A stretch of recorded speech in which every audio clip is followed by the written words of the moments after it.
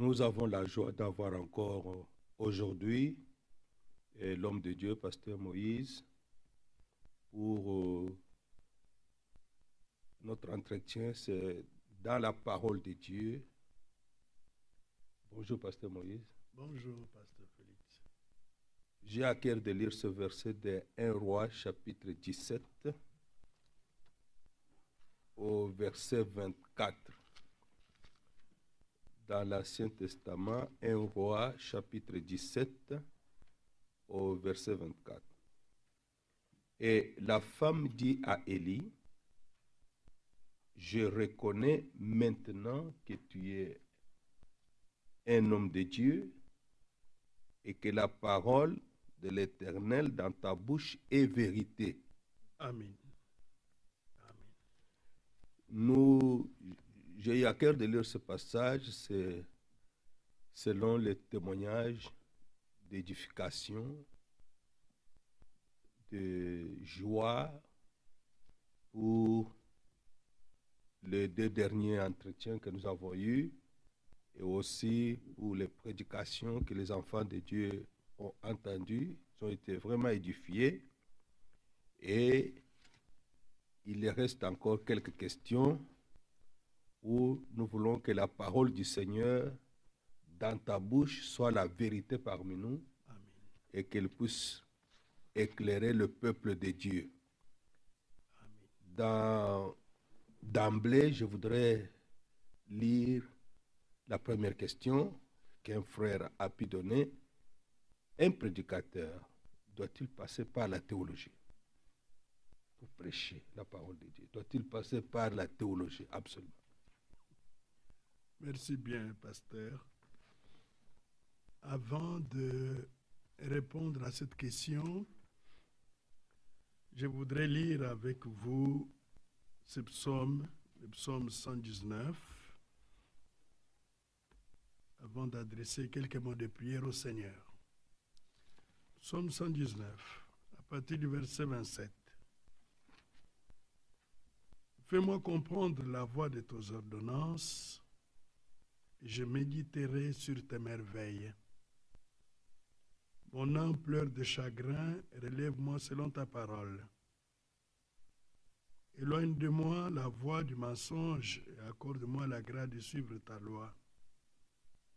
J'ai choisi la voie de la vérité, je place tes lois sous mes yeux. Je m'attache à tes préceptes, Éternel, ne me rends point confus. Je cours dans la voie de tes commandements, car tu élargis mon cœur. Enseigne-moi, Éternel, la voie de tes statuts, pour que je la retienne jusqu'à la fin. Donne-moi l'intelligence pour que je garde ta loi et que je l'observe de tout mon cœur. Conduis-moi dans les sentiers de tes commandements, car je l'aime. Amen. Incline mon cœur vers tes préceptes et non vers les gains. Détourne mes yeux de la voie des choses vaines. Fais-moi vivre dans ta voie. Que Dieu bénisse cette parole. Amen. Je voudrais prier avec vous, Père bien-aimé. Nous te rendons grâce pour cette occasion que tu nous donnes de considérer ta parole. Ta parole est la vérité. Nous avons encore l'occasion de considérer ces questions qui sont posées. Ceux qui les ont posées ont besoin d'être éclairés sur ta volonté, sur ta parole, parce qu'ils veulent connaître correctement les choses que tu as révélées pour nous. Enseigne-nous ta parole. Bénis-nous, conduis-nous par ton esprit. Bénis mon frère, ton serviteur, pour la charge qu'il a, d'amener ce peuple à toi, de leur faire connaître la vérité et ta volonté.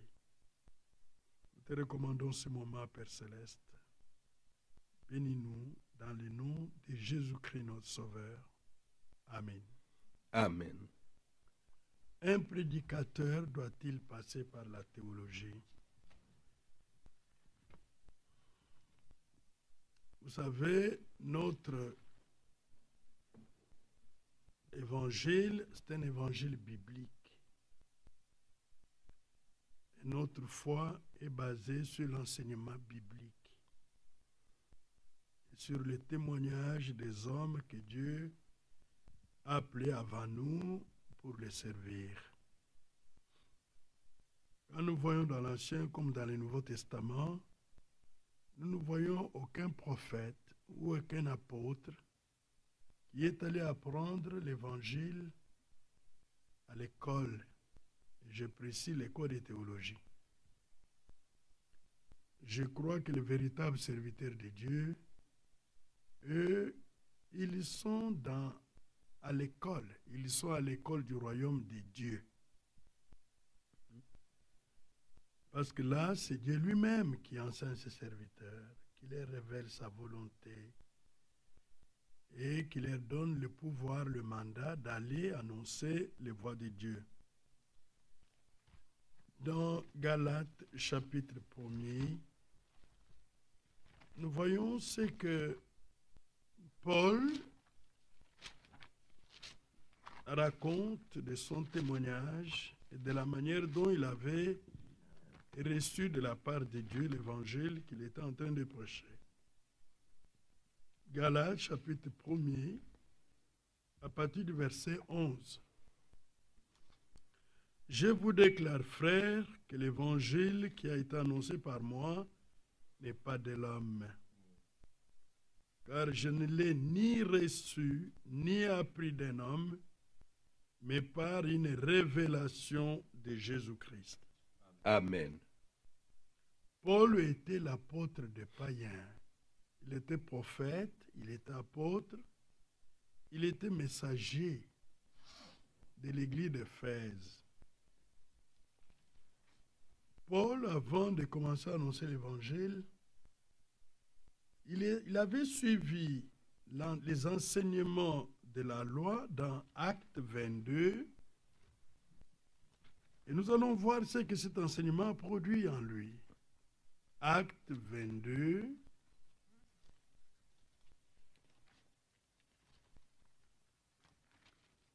Nous lirons à partir du verset 1er. Hommes, frères et pères, écoutez ce que j'ai maintenant à vous dire pour ma défense. Lorsqu'ils entendirent qu'il leur parlait en langue hébraïque, ils redoublèrent de silence. Et Paul dit, je suis juif, né à Tars en Cilicie, mais j'ai été élevé dans cette ville ici et instruit au pied de Gamaliel dans la connaissance exacte de la loi de nos pères, étant plein de zèle pour Dieu, comme vous l'êtes toujours, tous aujourd'hui. Je persécutais à mon ces doctrines, liant, mettant en prison hommes et femmes, ainsi de suite. Paul a suivi des enseignements pour avoir la connaissance exacte de la loi au pied de Gamaliel, qui était un grand docteur. Mais cette connaissance qu'il avait eue de Gamaliel ne l'a pas servi dans la proclamation de l'évangile. Au contraire, ça leur remplit des ailes pour persécuter le peuple de Dieu, persécuter le nom du Seigneur Jésus-Christ. Mais lui-même, quand Jésus est venu, il a appelé au ministère des hommes du peuple sans instruction. Oui. Ce sont des apôtres, ils n'avaient aucune instruction. Alors, voilà ce qui est arrivé à Paul. Dans Galates, revenons dans Galates, là, ici, Paul dit que l'évangile du royaume de Dieu qu'il annonçait, il ne l'avait pas reçu d'un homme. Car il dit, car je ne l'ai ni reçu ni appris d'un homme. Il n'a pas pris cet évangile dans une école de théologie, ni dans un séminaire quelconque. Il avait reçu directement par révélation de Jésus-Christ. Vous savez ce qui importe pour un homme de Dieu avant d'aller annoncer l'évangile? C'est d'abord la rencontre personnelle avec le Dieu vivant. Amen. Comme cela s'est fait avec Moïse dans Exode chapitre 3, verset 2. Comme ça s'est fait avec Jacob dans Genèse 32. Et comme ça s'est fait dans Acte 9 avec Paul.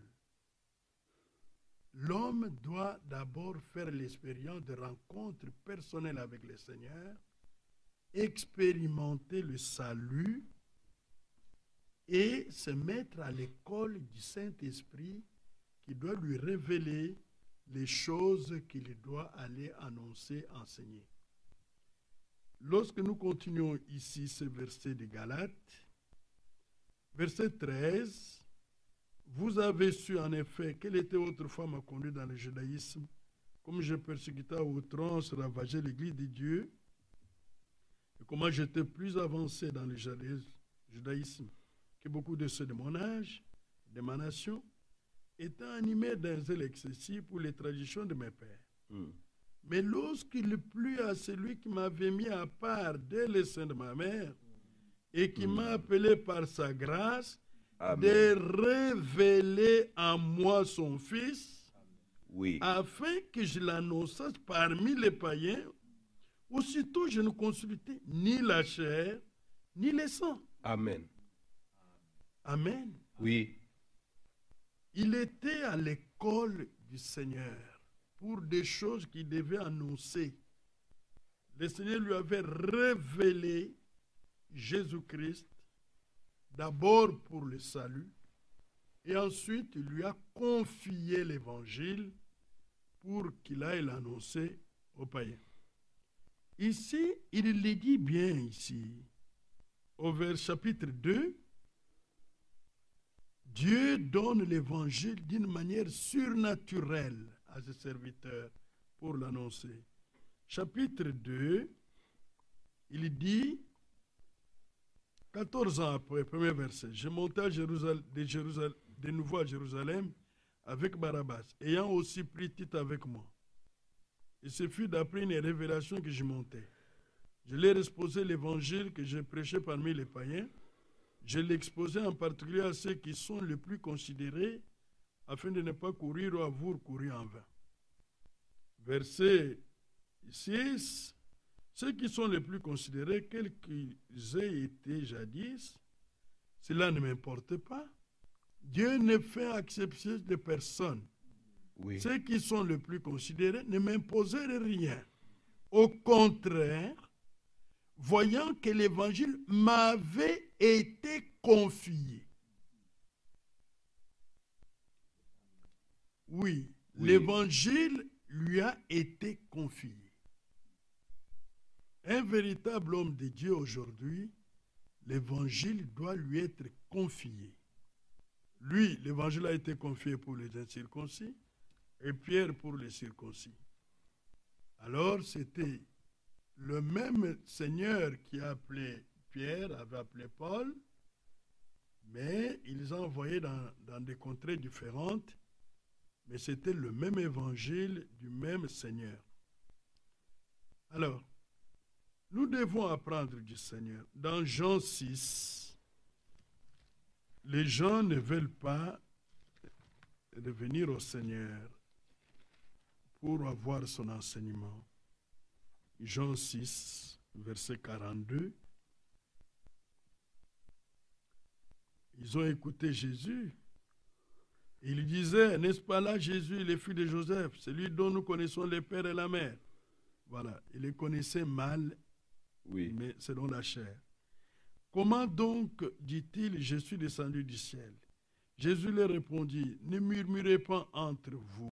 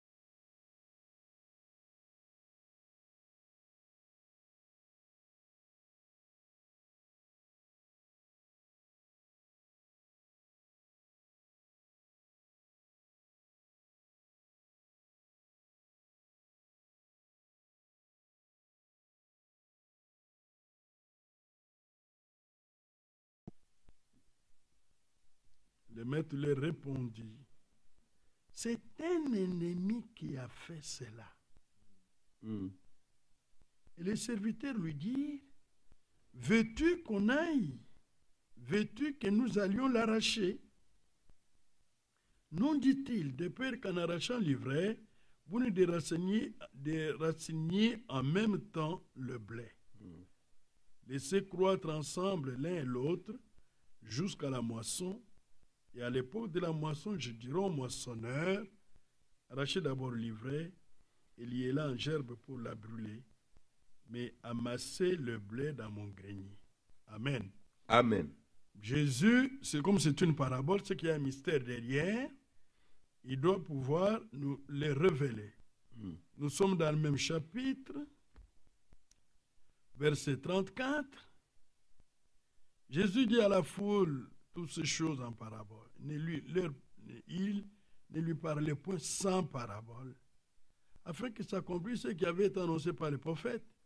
J'ouvrirai ma bouche en parabole, je publiai des choses cachées depuis la création du monde. Amen. Alors il a renvoyé la foule et entra dans la maison. Ses disciples s'approchèrent de lui et dirent, explique-nous la parabole des livrets du champ. Amen. Remarquez que ici, pourquoi la Bible n'est-elle pas claire à ce sujet? La Bible est très claire à ce sujet. Oui. Elle est claire pour les disciples, mais pour les autres, ils ne peuvent pas recevoir la révélation de mystères cachés dans la Bible. Dieu le fait pour les siens. Alors, pour nous en tant que disciples, nous avons la grâce de la part de Dieu de connaître l'explication des paraboles et connaître les mystères que Dieu a révélés pour nous. Les disciples s'approchèrent, explique-nous la parabole du livret du champ. Il leur répondit, celui qui sème la bonne semence, c'est le Fils de l'homme. Oui. Les champs, c'est le monde. La bonne semence, ce sont les filles du royaume. L'ivraie, ce sont les fils du méchant, du malin. L'ennemi qui l'a semé, c'est le diable. Oui. La moisson, c'est la fin du monde. Les moissonneurs, ce sont les anges. Amen. Oui. Mais c'est le même champ. Le Fils de l'homme a commencé par s'aimer. Le malin est venu aussi s'aimer sa sémence. La sémence du malin n'est pas la sémence du Fils de l'homme. Oui. Mais les deux ont cohabité dans le même champ. Jésus dit, c'est un mystère. De vous-même, n'arrachez pas. Parce que quand l'ivraie et la bonne semence sont ensemble, les racines s'entrelacent. Ça va d'une part à l'autre, n'est-ce pas?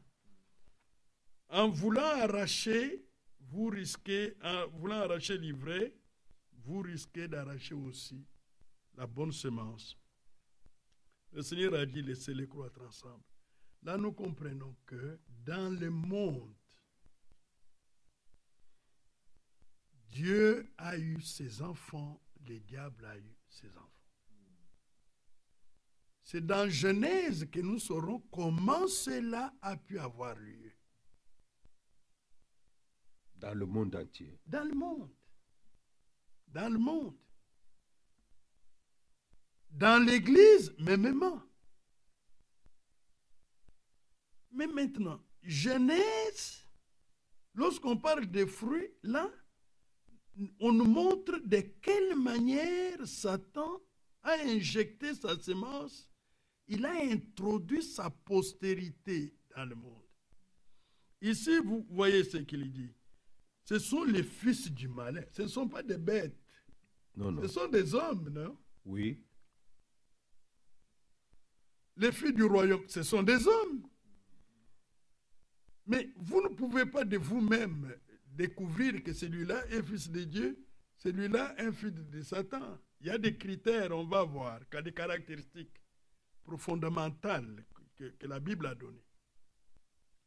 Jésus a dit ça, mais encore beaucoup plus clair dans Jean 8. Jean 8. C'est ça le problème. Là, nous découvrirons quel est ces fruits naturels qui, quand vous les mangez, vous enfantez. C'est ça, ce qu'il faut découvrir dans la Genèse. Parce que le problème, c'est celui-là. Oui, mais notre Seigneur est clair lui-même. Il y a les fils du malin. Amen. Il y a qui est les fils de Dieu. Amen. Amen. Ça c'est bien établi. Très bien établi. Mais dans Jean 8, il est encore beaucoup plus clair. Il dit, on commence par le verset 30, mais on va commencer à sauter pour gagner du temps. Comme Jésus parlait ainsi, plusieurs crurent en lui. Et il dit aux Juifs qui avaient cru en lui, si vous demeurez dans ma parole, vous êtes vraiment mes disciples, vous connaîtrez la vérité et la vérité vous affranchira. Ils lui répondirent, nous sommes la postérité d'Abraham et nous ne fûmes jamais esclaves de personne. Comment dis-tu, vous deviendrez libres?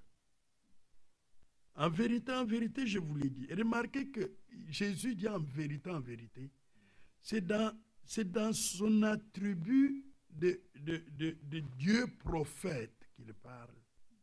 Et remarquez qu'il ne dit pas ainsi dit le Seigneur, parce qu'il était lui-même le Seigneur Dieu. Amen. Qui parlait directement à ces gens-là, les Juifs. Il dit en vérité, je vous l'ai dit.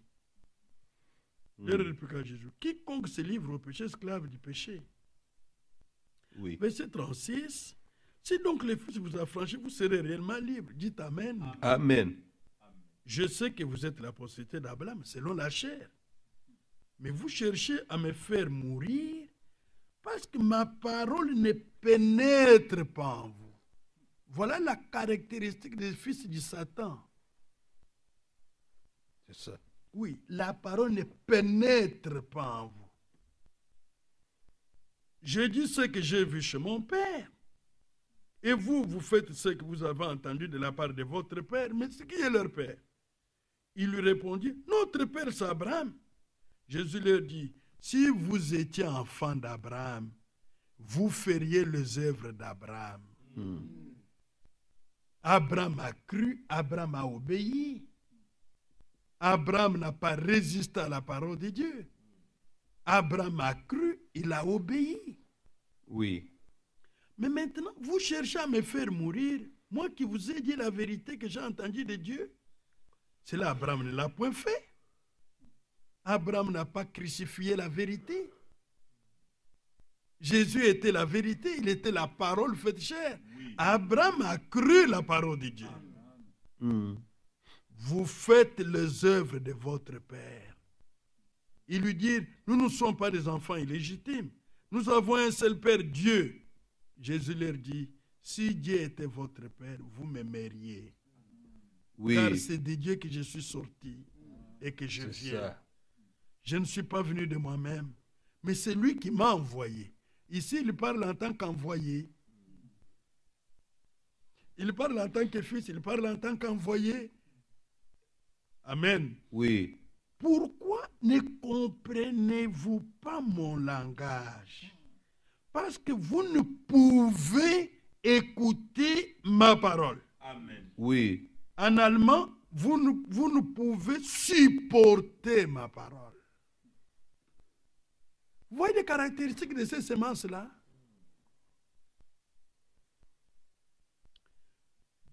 Il ouvre, 44. Vous avez pour père le diable et vous voulez accomplir les désirs de votre père. Il a été meurtrier dès le commencement. Il ne se tient pas dans la vérité. Parce qu'il n'y a pas de vérité en lui. Lorsqu'il profère le mensonge, il parle de son propre fond, car il est menteur et le père du mensonge. Ces gens-là venaient de ce père-là, des pères de mensonge. C'est pourquoi ils pouvaient prendre plaisir au mensonge et non à la vérité. Et moi, parce que j'ai dit la vérité, vous ne me croyez pas. Mais il y a une vérité ici. Amen. Ils venaient d'un père différent. De père différent. Ils étaient religieux. Amen, amen. Amen. Amen. Remarquez, ça c'est merveilleux. Il venait d'un père différent, mais c'était religieux. Et religieux par rapport au père de quelqu'un d'autre. Oui. C'est ça. L'esprit religieux, c'est un esprit trompeur. Ça fait de l'homme un imitateur du christianisme. Il n'a pas la profondeur en Dieu. Il n'a pas la nature de Dieu. Pourquoi? Parce que son origine n'est pas en Dieu. Amen. Amen. Ils étaient religieux. Nous sommes la postérité d'Abraham. Chanter des Il psaumes. chantait des psaumes, il prêchait priait, même. il prêchait, mais il n'avait Prier. pas prié, mais il n'avait pas leur origine en Dieu. Oh, c'est merveilleux ça. Amen. Oh. Verset 46. Qui de vous me convaincra de péché? Si je dis la vérité, pourquoi ne me croyez-vous pas? Celui qui est de Dieu écoute les paroles de Dieu. Amen.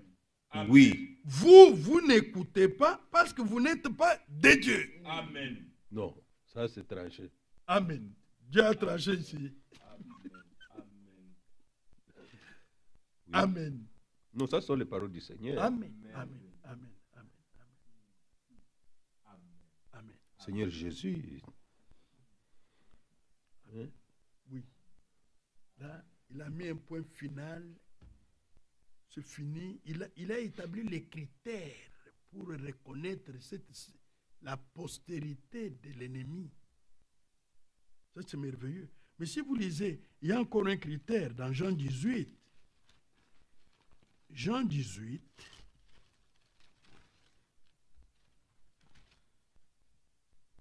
Au verset 37. Pilate lui dit, tu es donc roi? Jésus répondit, tu l'as dit, je suis roi. Je suis né et je suis venu dans le monde pour rendre témoignage à la vérité. Quiconque est de la vérité écoute ma voix. Amen. C'est lui qui est de la vérité. Il écoute la voix du Seigneur. Jésus le dira encore dans Jean 10.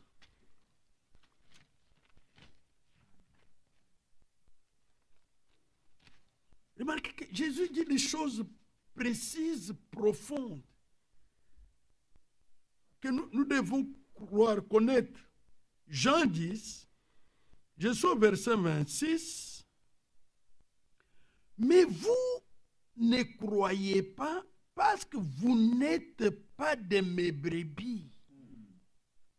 Mes brebis entendent ma voix, je les connais et elles me suivent. Amen. Je leur donne la vie éternelle et elles ne périront jamais. Et personne ne les reverra de ma main.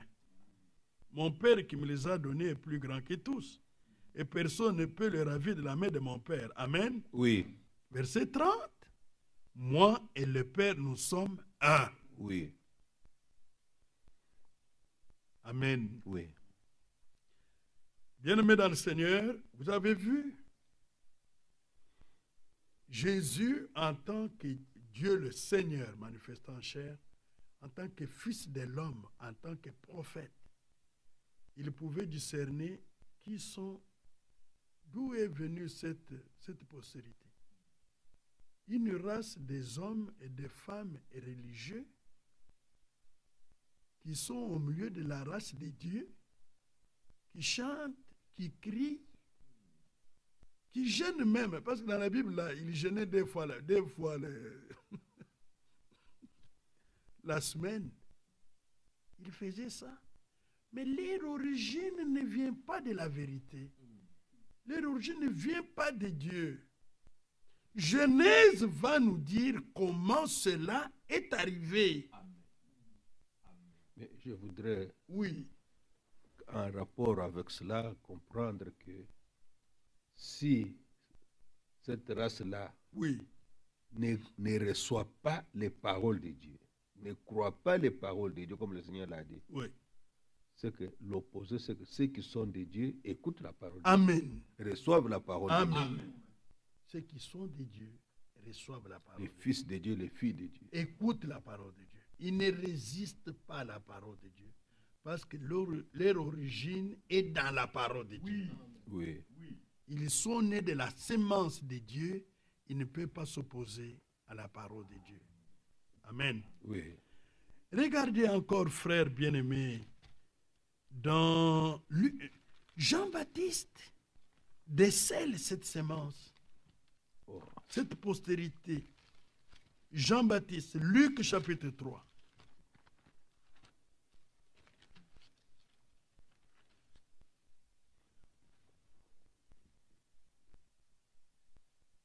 À partir du verset 7, pour aller vite.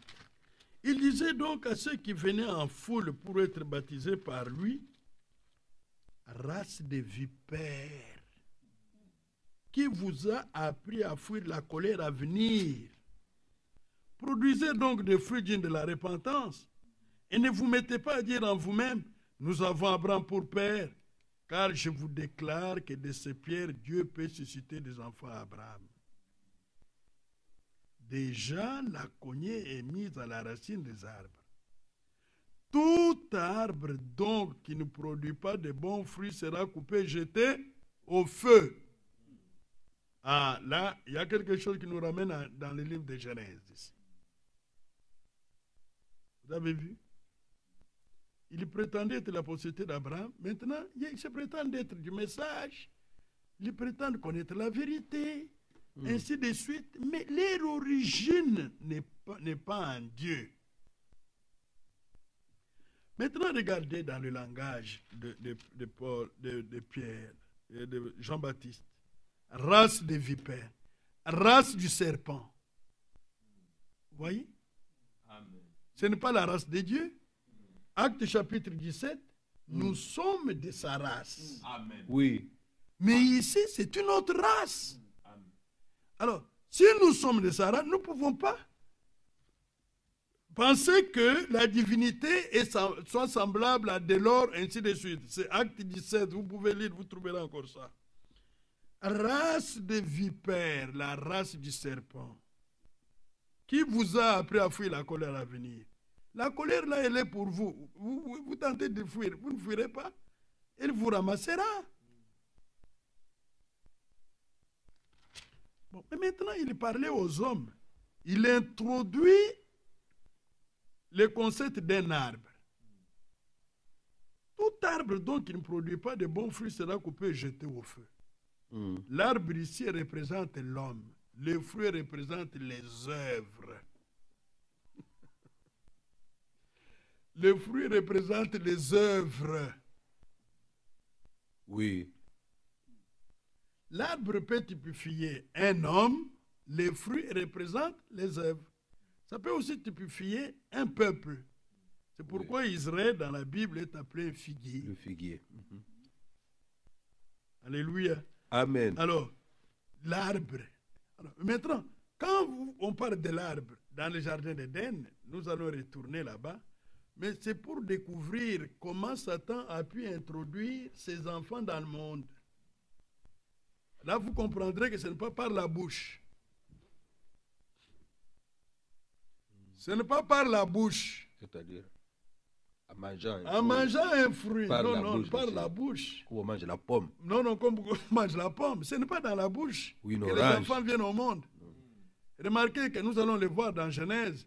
Lorsqu'elle a mangé, ça lui a donné la connaissance d'être nu. C'est ça. Oui. Alors, maintenant, là, bon, dans le Nouveau Testament, mais lisons quelque chose dans 1 Jean. Oui. Dans 1 Jean, 1 Jean, chapitre 3,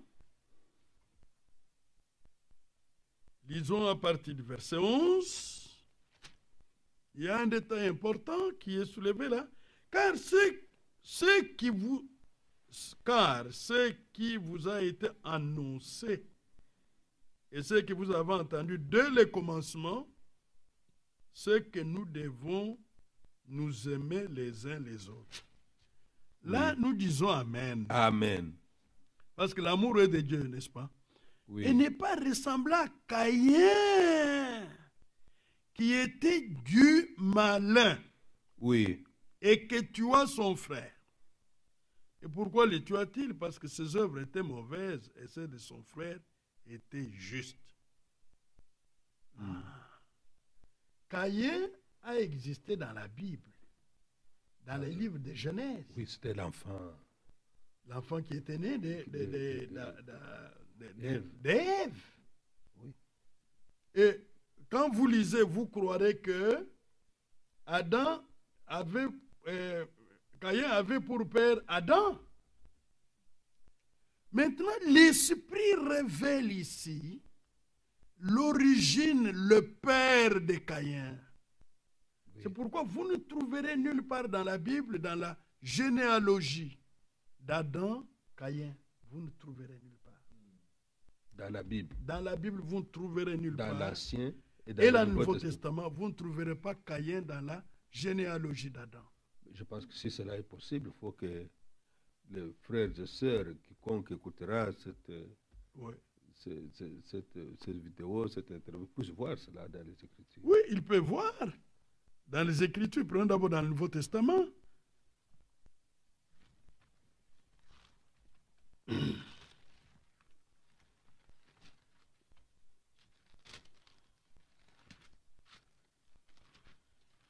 Nous sommes dans le Nouveau Testament.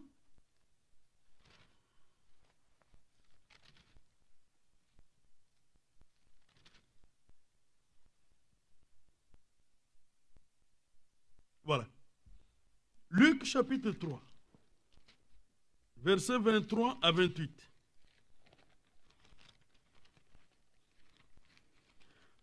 Ça va de Joseph,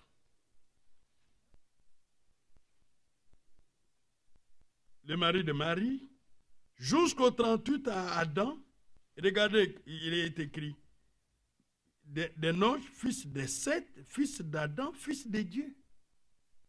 Vous ne trouverez pas Caïn dedans. Abel aussi n'est pas là. Abel, parce qu'il était mort. Il n'a pas eu de postérité. Oui. Dans Genèse, chapitre 5,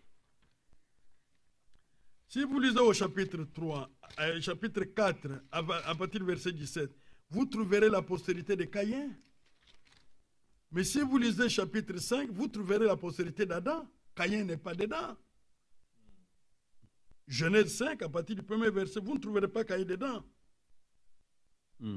Alors, l'Esprit nous donne une grande révélation ici, que Caïn était du malin, il avait son père, et qui n'avait pas d'origine en Dieu. Amen. Oui. Avec ça, nous pouvons aller maintenant dans Genèse. C'est ça. On peut aller dans Genèse. D'où est sorti Caïn? Oui, c'est un homme de l'Ancien Testament. Oui, c'est un homme de l'Ancien Testament. C'est pourquoi on va dans l'Ancien Testament. Genèse.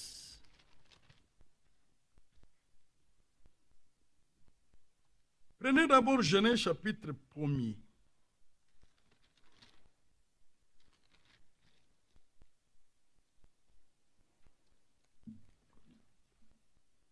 Il a créé la vie animale, il a créé d'abord la vie végétale, ensuite la vie animale, ensuite la vie humaine. Mais ici, au verset 27, Dieu créa l'homme à son image, il est créé à l'image de Dieu, il créa l'homme et la femme. Dieu les bénit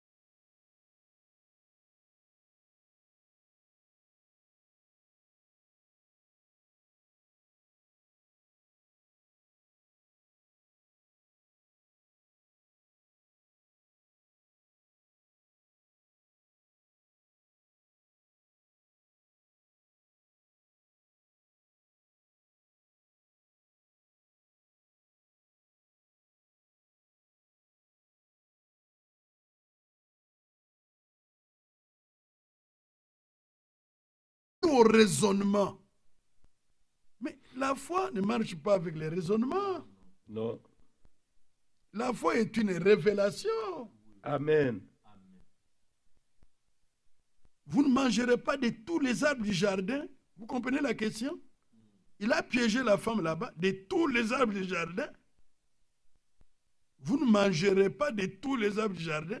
Le Seigneur n'avait pas dit ne mangez pas tous les arbres du jardin.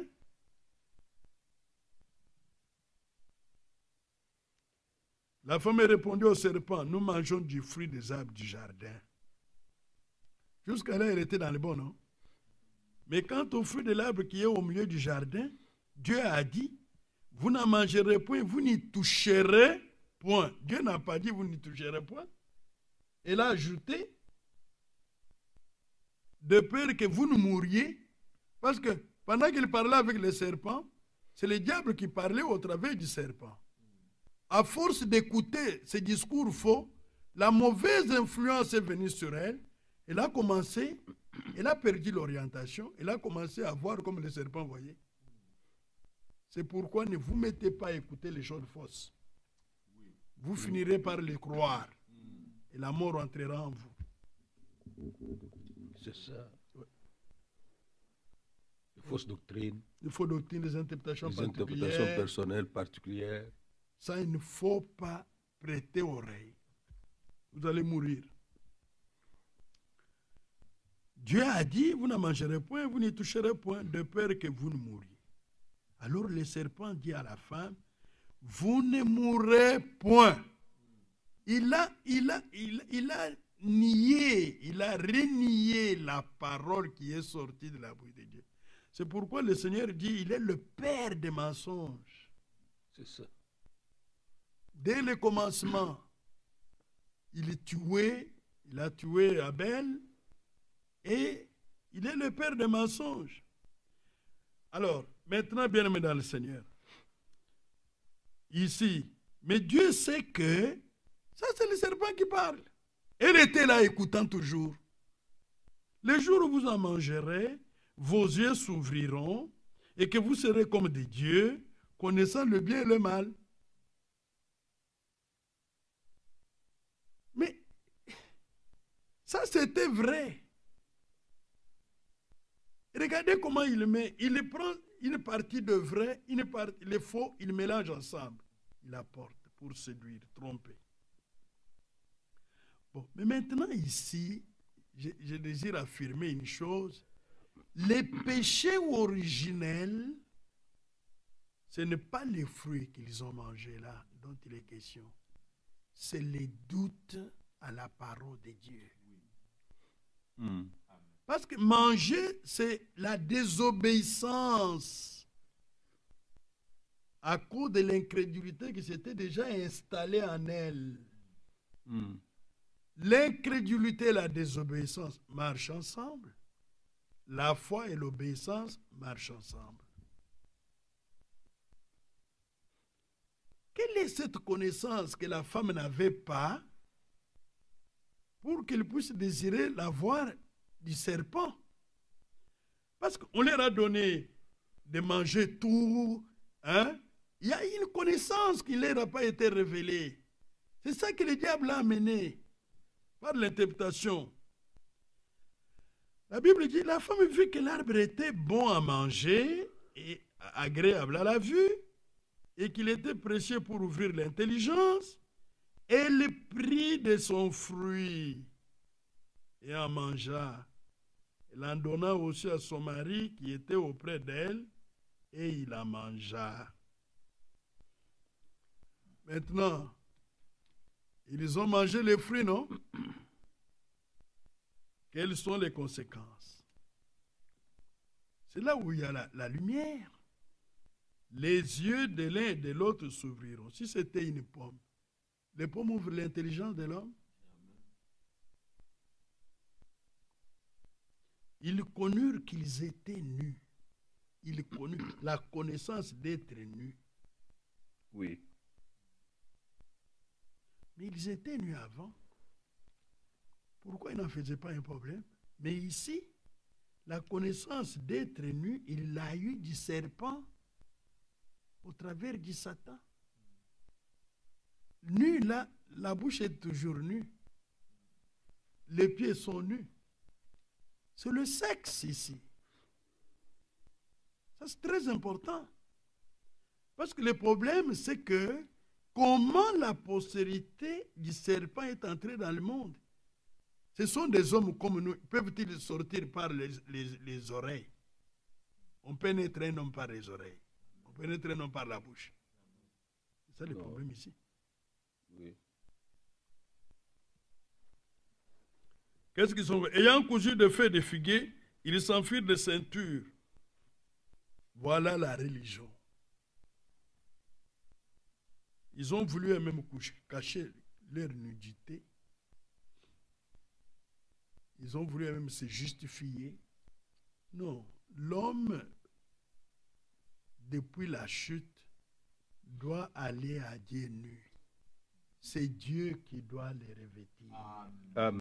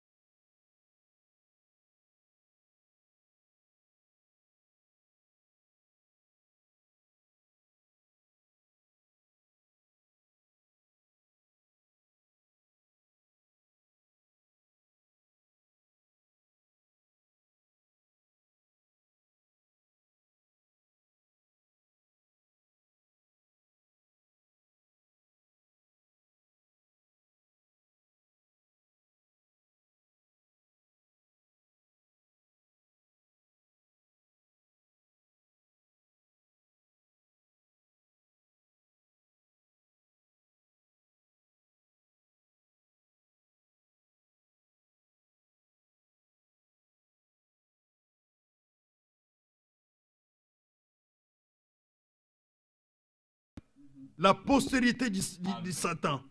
Il est là. Et celui-ci t'écrasera la tête et tu lui blesseras les talons. Amen. Oui. Amen. Dieu parle de semences. Dieu parle de semences. De postérité. Oui. C'est pourquoi Jésus a dit, vous dites que vous êtes la postérité d'Abraham, je connais votre père. Amen.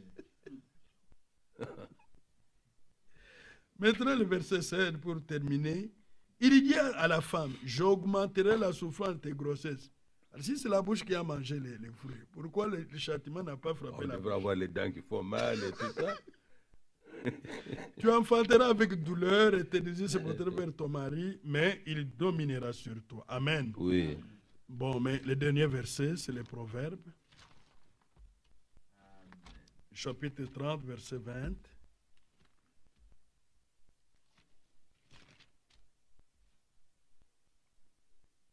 Telle est la voix de la femme adultère. Elle mange et s'essuie la bouche, où elle dit, je n'ai point fait de mal. Vous voyez qu'on utilise les mêmes termes que dans le jardin d'Éden. Mange. Il mange. Mais qu'est-ce qu'il a fait? Il a commis adultère. Il a mangé. Bon, vous qui êtes mariés, vous savez ce que c'est tout ça. Il a mangé. Il a essuyé la bouche. C'est pourquoi il n'est pas facile qu'une femme avoue qu'elle a commis adultère. Il faut vraiment la grâce de Dieu pour qu'elle reconnaisse. Il a mangé, il s'essuie la bouche, pour lui dire, je n'ai point fait de mal. Amen. Amen. Par l'incrédulité qui a été sémée dans Ève, Ève a eu des relations coupables. Comme il l'a dit, séduite, il a eu des relations coupables avec les serpents dans lesquels Satan était incarné. Et le serpent a transmis sa semence à Ève. Il va enfanter, Genèse 4, des jumeaux. Il va enfanter d'abord Caïn, parce que la semence de Caïn était entrée avant. Il va enfanter son frère Abel. C'était des jumeaux. Ici, vers les années 60, lorsque ces vérités ont été annoncées, il y a beaucoup de gens qui doutaient que cela ne pouvait pas arriver. Il y a eu au même moment en France et ici aux États-Unis un cas au tribunal où un couple qui était marié se retrouve au tribunal. La femme est allée enfanter, il y a eu des jumeaux. Un enfant de couleur et un enfant blanc. Je dis, mais comment? Qu'est-ce qui est arrivé? Quand ils sont arrivés au tribunal, la femme a avoué que non, j'étais d'abord parti avec mon mari. Après, je suis sorti avec un homme de couleur. Et la science a attesté que les deux semences étaient vivantes en elle. C'est pourquoi il a eu l'enfant. L'homme blanc a dit, moi je ne supporterai que mon enfant. L'autre n'est pas de mon homme, ne vient pas de moi, je ne m'occuperai pas de lui. C'est ce qui est arrivé dans le jardin d'Éden avec Ève. Que Dieu soit loué parce que ce mystère est aujourd'hui connu. J'ai ici un témoignage sur papier. Amen. Oui. Qui a eu lieu à Dallas. Oui. Amen. Il y a 3 ans, 4 ans. Une femme qui a eu 2 garçons, dont l'un n'était pas de son mari. Gloire à Dieu. Elle a témoigné. Oui. Ils sont allés, on a fait le test de DNA. Oui. Où on a trouvé que c'était vrai. Ses dernières paroles, c'était de parler à tout le monde, à chacun, de ne pas se retrouver dans ses chaussures, car cela fait du mal. Amen. Aux autres, à d'autres personnes, bien sûr, son mari, la famille. Oui. Elle a fait ça. C'est un cas qui a été, il n'y a pas longtemps. Voilà. C'est Fox 4 qui a, la chaîne Fox 4 qui a publié ça. Voilà. La science a confirmé. Les faits sont là. C'est ce qui s'est passé dans le jardin d'Éden. C'est pourquoi il y a les enfants de Satan. La postérité naturelle de Caïn a été exterminé lors du déluge, par crainte que le Messie, comme Messie devait venir dans le monde, il ne fallait pas qu'il vienne par une telle sémence. Maintenant, nous avons la postérité spirituelle qui ne croit pas la parole de Dieu. Ce sont les enfants du Satan. Nous avons un témoignage poignant ici. C'est un cas récent, comme vous le voyez sous les images. Que Dieu, notre Dieu, soit loué pour ses révélations. Amen. Amen.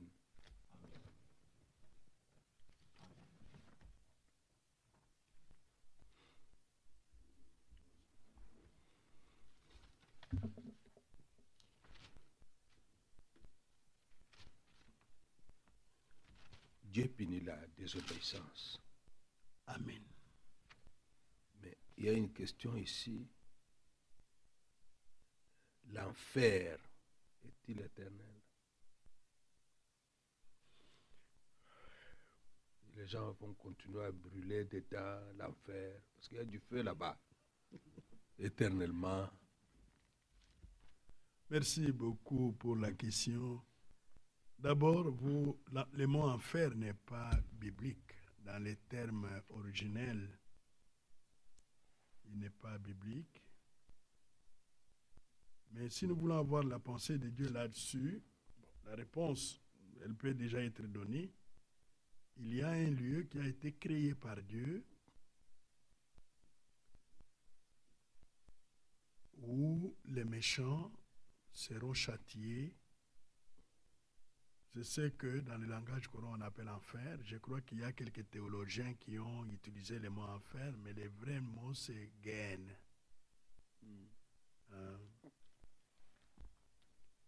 Ce qui est éternel, c'est ce qui n'a ni commencement ni fin.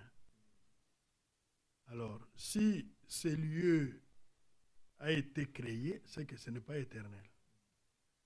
Et si l'enfer doit être éternel, il faut que ceux qui ont la vie éternelle y entrent. Mais ceux qui ont la vie éternelle de Dieu, ceux qui ont été réconciliés avec Dieu, qui ont la nature de Dieu en eux, ne peuvent pas aller dans le châtiment de l'enfer, entre guillemets. Je suis dans Luc 16. Je vais vous parler de trois choses, trois endroits où les gens doivent aller.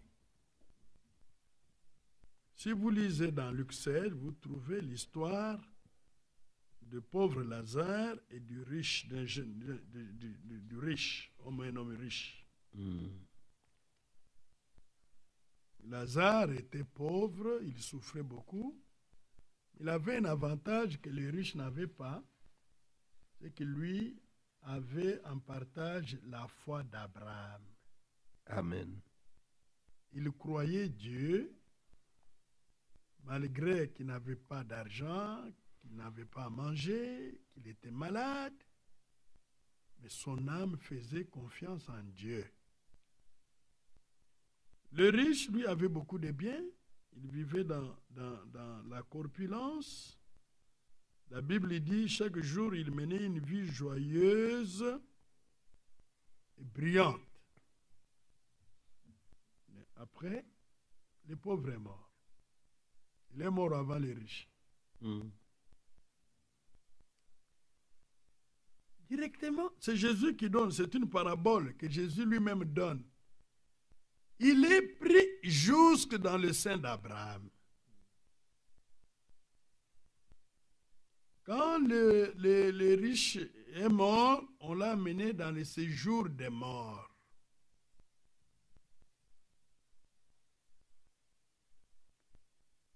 Au verset 23, c'est pour gagner du temps que je n'ai pas lu, hein, mais vous pouvez, à partir du verset 19 jusqu'au verset 31, vous verrez cette parabole.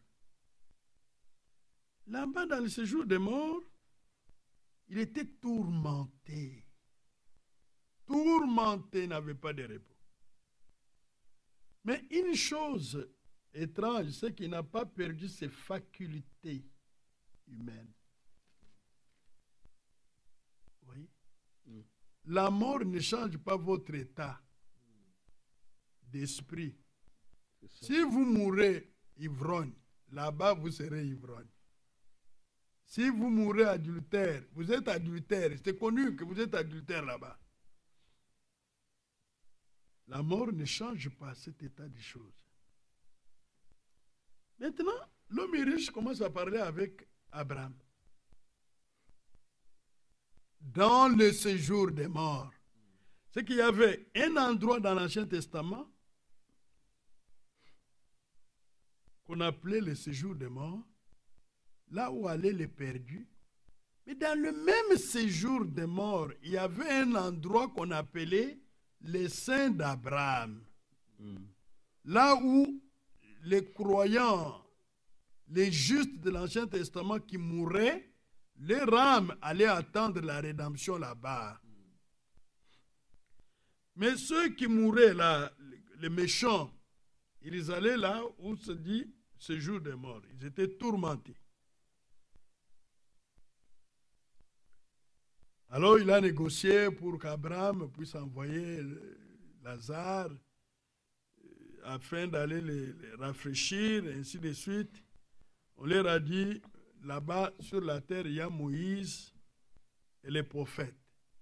Si les membres de ta famille veulent aussi venir ici où nous sommes, qu'ils écoutent Moïse et les prophètes. Or, les Moïse et les prophètes annonçaient la venue du Seigneur Jésus-Christ. Oui. C'est pourquoi Jésus a dit, vous sondez les Écritures, vous pensez avoir en elles la vie éternelle, mais ce sont elles qui rendent témoignage de moi. Vous ne voulez pas venir à moi pour avoir la vie. Oui. Alors, écoutez la prédication de la bonne nouvelle de Jésus-Christ ici, si vous voulez échapper là-bas.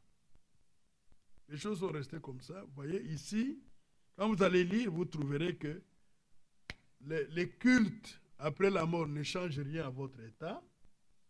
La messe ne change rien à votre état. Si quelque chose doit changer de votre état, c'est maintenant quand vous êtes vivant que vous pouvez donner votre vie au Seigneur Jésus-Christ et expérimenter la rédemption. Amen. Amen. Alors, il y a trois endroits où les hommes peuvent aller. Premier endroit. Si vous mourrez croyant chrétien, le Seigneur vous amène au paradis. Luc 23,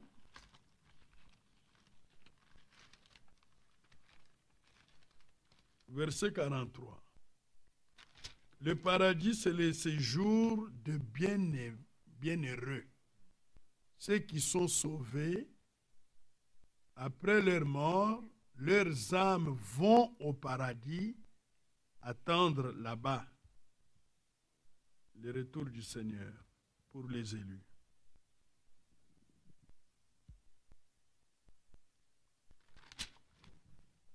Verset 43. L'homme, mais l'autre, verset 40, pour avoir le contexte, mais l'autre les reprenait, bon, les malfaiteurs qui étaient crucifiés avec Jésus, et disait, ne crains-tu pas Dieu, toi qui subis la même condamnation? Pour nous, c'est justice, car nous recevons ce qu'ont mérité nos crimes. Mais celui-ci n'a rien fait de mal. Oui. Il dit à Jésus, souviens-toi de moi quand tu viendras dans ton règne. Il a reçu la révélation que Jésus était le roi d'Israël. En tant que roi d'Israël, il y avait lui-même. Oui. C'est pourquoi Jésus lui dit, je te dis en vérité, aujourd'hui tu seras avec moi dans le paradis. Amen. Oui. C'est que les lieux de bienheureux qui étaient dans le séjour des morts devaient être supprimés.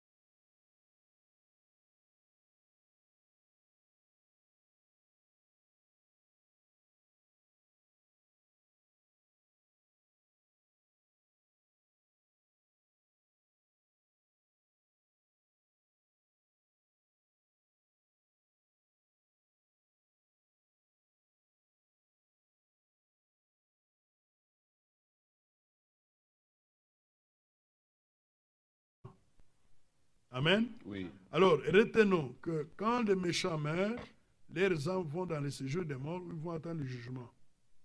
Quand les justes meurent, ils vont au paradis pour attendre le retour du Seigneur pour les élus, ainsi de suite. Mais après, tous les méchants, et Satan lui-même, et les faux prophètes, et la mort, et le séjour des morts, seront jetés dans les temps de feu, ça brûlera pendant des siècles, après ça finira, et ils n'existeront plus jamais. Mais ceux qui ont la vie éternelle vivront dans l'éternité. Dans le nouveau ciel et la nouvelle terre, les temps vont déboucher dans l'éternité. Et c'est comme ça que Dieu a arrangé les choses. Alors quand quelqu'un meurt, que ce soit les messes ou les cultes, ne changent rien à son état. Et je tiens à vous dire aussi que quand Jésus est mort, il est allé dans le séjour des morts pour prêcher aux esprits incrédules qui étaient là au temps de Noé. C'est là qu'il a sorti ceux qui étaient dans le sein d'Abraham. Il les a sortis de là. Il est monté avec, c'est Psaume 47, Oui. Psaume 24. On parle comment Dieu monte. Il monte avec les saints de l'Ancien Testament. Maintenant, le dernier verset au sujet de séjour des morts, c'est Job 24. Job 24. Job 24. Verset 19. Comme la sécheresse et la chaleur absorbent les eaux de la neige, ainsi le séjour des morts engloutit ceux qui pêchent. C'est ça. Amen. Oui. C'est fini. C'est comme ça que Dieu a arrangé les choses dans son plan. Amen. Amen. Nous ne voyons pas le purgatoire. Non, il n'y a pas de purgatoire. C'est une invention de l'Église catholique. Ça n'existe pas, le purgatoire. C'est une fausse doctrine, un dogme de l'Église catholique qui n'existe pas. Est-ce que nous pouvons aller rapidement parce que notre temps est presque avancé. Nous avons encore question ici. Je prends la question. Tout m'est permis, mais tout n'est pas utile. Amen. Tout m'est permis, mais je ne me laisserai pas et je ne me laisserai servir par quoi que ce soit. Le frère ou la sœur a pris dans 1 Corinthiens 6 au verset 12. Sur base de cette écriture, que pensez-vous du vin? Le Seigneur lui-même changea l'eau en vin. Est-ce que la parole de Dieu prohibe-t-elle aux chrétiens d'en consommer? Si oui. Pourquoi alors nous utilisons le vin pour le repas du Seigneur? Selon 1 Corinthiens 11, du verset 23 au verset 26. Amen. Merci beaucoup, pasteur. Ici, d'abord, s'il faut parler du repas du Seigneur, c'est le Seigneur qui l'a recommandé, c'est l'une des ordonnances du Seigneur. Il y a 3 ordonnances que le Seigneur a données à l'Église du Nouveau Testament. Le baptême d'eau au nom du Seigneur Jésus est la première ordonnance. La deuxième, c'est le repas du Seigneur. La troisième, c'est le lavage de pieds. Toute église biblique devrait pratiquer ces choses que Dieu lui-même a ordonnées dans les évangiles. Dans le repas du Seigneur, nous savons que le vin représente le sang du Seigneur Jésus. C'est pris dans l'Ancien Testament. Il y avait déjà une image en cela. Deutéronome 32. Il y avait déjà une image de cela. C'est Moïse qui chante un cantique qui le rappelle les souvenirs des anciens jours de la marche d'Israël dans le désert. Je prends le verset 4 pour aller vite. La crème des vaches et le lait des brebis avec la graisse des agneaux des béliers, des basins et des boucs, avec la fleur du froment. Et tu as bu le sang du raisin, le vin. Remarquez dans les contextes, le vin est en rapport avec le sang. Alors, et nous comprenons que c'est ça l'image. Le Saint-Esprit en avait déjà parlé dans l'Ancien Testament. Le Seigneur prend cette image, il la met dans le Nouveau Testament pour, lorsqu'il a, dans Matthieu 26, il a institué le repas du Seigneur. Verset 26, chapitre 26, verset 26. Pendant qu'il mangeait, Jésus prit du pain. Et après avoir rendu grâce, il les rompit et les donna aux disciples en disant, prenez, mangez, ceci est mon corps. Il prit ensuite une coupe et après avoir rendu grâce, il la leur donna en disant, buvez-en tous, car ceci est mon sang, le sang de l'alliance qui est répandu pour plusieurs pour la rémission des péchés. Oui. Je vous l'ai dit, je ne boirai plus désormais de ces fruits de la vigne, jusqu'au jour où j'en boirai du nouveau, avec vous dans le royaume de mon Père. Le fruit de la vigne. Les fruits de la vigne. Pas du coca, pas de Amen. grenadine. Pas de bière. De bière et Non, tout non, ça. non, non, non, non. Fruit Pas de la les fruits de, pas même les jus de raisin. Parce que les jus de raisin fermentent. Les vins ne peut pas pourrir, ne peut pas plus fermenter. Pas les jus, les vins. Alors, mais regardez que quand le Seigneur instituait le repas du Seigneur, il dit, prenez ceci, buvez-en tout, ceci est mon sang. Mais dans la coupe, il n'y avait pas les sangs. Le sang circulait encore dans ses veines. C'est que le vin représentait son sang. C'est comme le pain. Le pain, ce n'était pas la chair du Seigneur. Le pain représentait son corps, là. Sa chair, son corps. Parce que quand il a donné le pain pour manger, lui portait encore sa chair avec lui.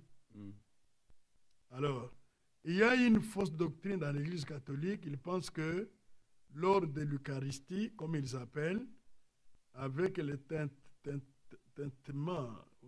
des clochettes des prêtres, on change le vin en sang, le sang pur de Jésus, et le pain en chair, le corps de Jésus. C'est une fausse doctrine, sinon ce serait la magie. C'est pourquoi quand Jésus a dit ça, il dit, je vous l'ai dit, je ne boirai plus désormais de ce fruit de la vigne.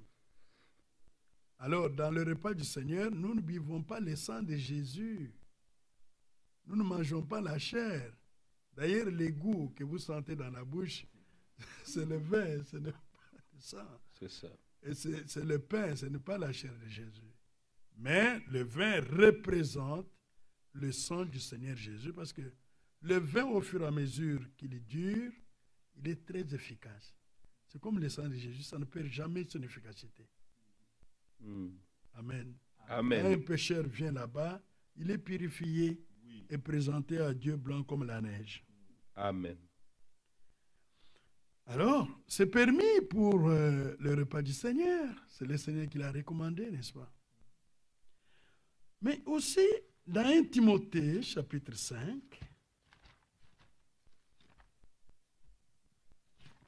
verset 23,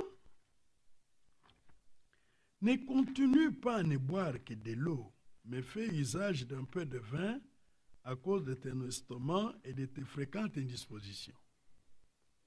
Là, nous comprenons que Timothée n'était pas un buveur. Il buvait de l'eau.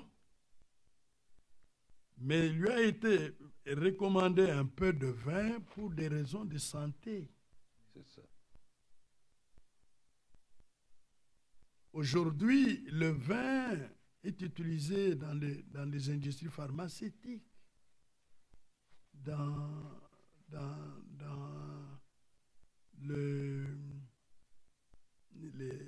la panification, les gâteaux, fabrication des gâteaux, à la cuisine, ça sert à beaucoup de choses.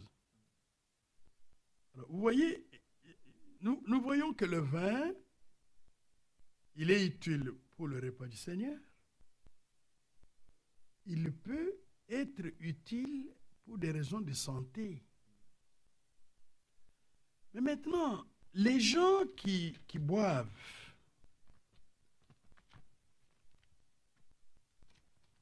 regardez ici, prenez un Tite,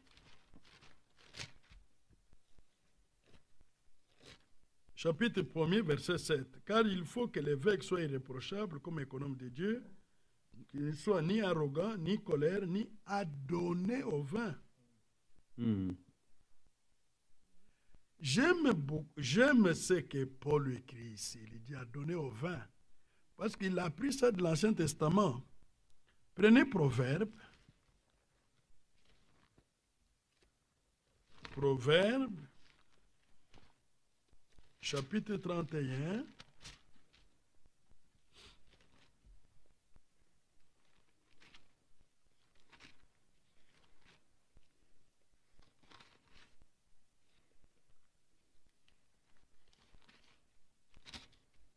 Commençons par le verset 4. Ce n'est pas au roi le miel, ce n'est point au roi de boire du vin, ni au prince de rechercher des liqueurs fortes. Oui, rechercher. Il y a une soif en eux. Derrière le recherche, il y a une soif. Cette soif n'était pas dans Timothée, parce qu'il en était délivré. Oui.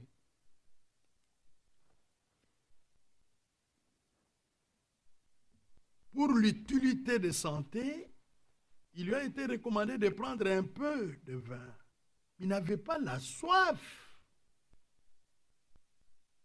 Il n'était pas à la recherche des liqueurs fortes. De peur qu'en buvant, il n'oublie la loi et ne méconnaisse les droits de tous les malheureux. Écoutez le verset 6. Donnez les liqueurs fortes à celui qui périt et du vin à celui qui a l'amertume dans l'âme. Pourquoi? Parce qu'il veut faire passer ses soucis. Mais nous, en tant que croyants, est-ce que c'est le vin qui ôte les soucis? Non. Non. Parce qu'il y a une écriture, une recommandation ici, dans Pierre. C'est ça. N'est-ce pas? Oui. Qu'est-ce qu'il est dit dans 1 Pierre au sujet des soucis? C'est Jacques, n'est-ce pas? Oui. Je crois que c'est Jacques. Hein? Déchargez-vous. 1 Pierre. 1 Pierre. Merci. Nous sommes dans 1 Pierre. Chapitre 5. Chapitre 5. Verset 7. Voilà, verset 7. Et déchargez-vous sur lui de tous vos soucis, amen, car lui-même prend soin de vous. Amen. Amen. Ce n'est pas le vin qui vide nos soucis, notre amertume dans l'âme. Verset 7. Que eux là, qui périt là, celui qui périt, qu'il boive et oublie sa pauvreté. Et qu'il ne se souvienne plus de ses peines. Amen. Oui. Ah, c'est pourquoi, quand il a les soucis, il boit, il s'enivre, il dort, mais les soucis ne partent pas parler. Ça va s'augmenter davantage. Mais si un croyant, il pense que c'est en buvant la liqueur forte, le vin, il va faire passer son amertume dans l'âme, ses soucis, il est séduit. Amen. Amen. Dans Proverbe 23, suivez attentivement ça. À partir du verset 29. Pour qui il est là? Pour qui il est là? Pour qui les disputes? Pour qui les plaintes? Pour qui les blessures sans raison? Pour qui les yeux rouges? Pour ceux qui s'attardent auprès du vin. Vous voyez, là-bas, ils recherchent. Oui. Si s'attardent auprès du vin. Pour ceux qui vont de... Amen. À donner au vin. Amen. Pour ceux qui vont déguster du vin mêlé. Ne regarde pas le vin qui paraît d'un beau rouge, qui fait des perles dans la coupe et qui coule aisément. Il finit par mordre comme un serpent et par piquer comme un basilic. C'est ça. Tes yeux se porteront sur des femmes étrangères, des étrangères, des prostituées. Et ton cœur parlera d'une manière perverse. Tu seras comme un homme couché au milieu de la mer, comme un homme couché sur le sommet d'un mât. Il dit, on m'a frappé, je n'ai point de mal. On m'a battu, je ne sens rien. Quand me réveillerai-je, j'en veux encore. C'est fini. Il y a un lien qui vous lie quand vous t'habituez avec ça. Vous ne saurez plus vous sortir de là. J'en veux encore. Mais un chrétien n'est pas quelqu'un qui est lié comme ça. Amen. Amen. J'aurais voulu que cette pensée entre dans les chrétiens pour qu'ils comprennent qu'ils ne doivent être esclaves de rien du tout, si ce n'est de la volonté de Dieu, de la parole de Dieu. Paul, prisonnier de Christ. Amen. Alléluia. Amen. Dans Lévitique 10, le Seigneur avait interdit aux Lévites et sacrificateurs de boire ce vin pour éviter cette histoire ici. Dans Nombre 6, il y a le vœu de Naziréa. Ceux qui faisaient le vœu d'être consacrés au Seigneur ne touchaient pas au vin qui symbolisait les joies du monde. Ils étaient consacrés à Dieu pour toute leur vie. Qu'est-ce que nous voulons dire? Le vin pour le repas du Seigneur, oui. Le vin pour un besoin de santé, comme nous l'avons vu. Mais le vin comme pour satisfaire la soif de boire, faire passer ses soucis, pour faire les joies du monde, faire passer son amertume, c'est une séduction de l'ennemi. Que Dieu vous bénisse. Amen. Amen. Amen.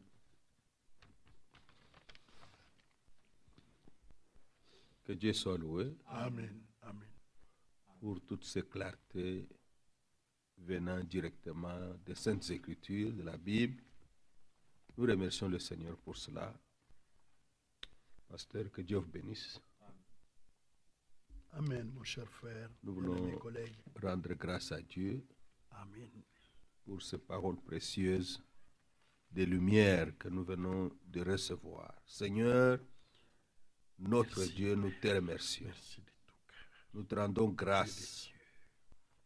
de nous avoir donné ta parole dans l'Ancien et dans le Nouveau Testament. Merci, Père.